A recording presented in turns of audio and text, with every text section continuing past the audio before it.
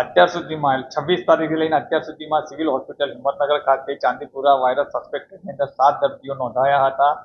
એમાં અત્યારે હાલ એક સારવાર હેઠળ બાળકી છે. બાકીના 6 દર્દીઓ એવી રીતના છે કે એક પોઝિટિવ આવ્યું હતું જેનું મૃત્યુ થયું છે અને એક પેશન્ટ અહીંયાથી ડૉક્ટરની સલાહ વિરુદ્ધ ઘરે ગયું હતું. એનું અમને THO દ્વારા જાણવા મળ્યું કે એનું પણ ઘરે મૃત્યુ થયું છે. એટલે કુલ મૃત્યુઆંક 5 થયો છે અને એક બાળક અહીંયાથી સારું થઈને ઘરે ગયું છે અને એક બાળક સારવાર હેઠળ છે. અને જે રિપોર્ટ છે એ જે પોઝિટિવ વાળો એક્સપાયર થઈ ગયો એનો એક જ પોઝિટિવ હતો, બાકી બધા દર્દીઓના રિપોર્ટ નેગેટિવ આવેલા છે.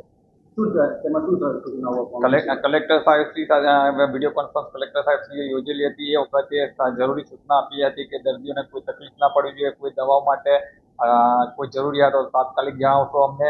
Round the clock doctor, nursing staff બધાની વ્યવસ્થા રહે અને કોઈ પેશન્ટને કોઈ તકલીફ ના પડે એનું ધ્યાન રાખજો. અને સ્વચ્છતા માટે પણ અમને કીધું હતું કે ધ્યાન રાખજો, કોઈ બીજી પર તકલીફો ના પડે. ગ્રાઉન્ડ ફ્લોર પર PICU વિભાગ છે એને આપણે ચાંદીપુરા વાયરસ માટે સ્પેશિયલ અલગ રાખવામાં આવે છે અને બાળકોને ત્યાં જ એડમિટ કરવામાં આવે છે અને અમારા પીડિયાટ્રિશિયનની ટીમ છે એ એમની સારવાર કરે છે. હાલ જે 3 વર્ષની બાળકી સારવાર હેઠળ તેની પરિસ્થિતિ કેવી છે તેના પર અત્યારે બાળકી વેન્ટિલેટર ઉપર છે અને એની તબિયત ગંભીર છે થોડી અત્યારે. सागर लक्ष्मी एग्री सीड्स ना एरंडा बियारण स्टार्ट ऑन. લીલા લીલા છોડવાને એરંડા ભરપૂર, સુકારામાં ટકી રહે ને ઉપજ ભરપૂર.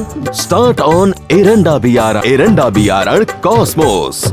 લાંબી જાચેરી માળોમાં શક્તિ છે ભરપૂર, સુકારો ઓછો ને પાકે ઉપજ લખલૂટ. कॉस्मोस एरंडा बियारण.